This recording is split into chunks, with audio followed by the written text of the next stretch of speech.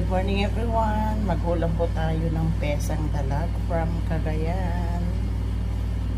Maulan pa rin ang umaga ngayon. O ayan, kain na po tayo. Binaon ko lang ito tapos medyo pinainit ko na lang dito para masarap. Sarap.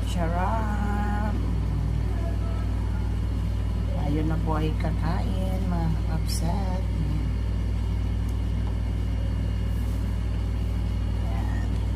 Wow, sarap ng amoy. Pesang dalag. Nag-ulam din ba kayo nito? Siyempre, ito na yung tanghalian ko, tsaka almusal. At dapat bugi na. Bugi tawag namin dito. Sa inyo, ano po ang tawag nyo ng ganito? Sa amin, bugi. Ayan. Thank you for watching. God bless everyone.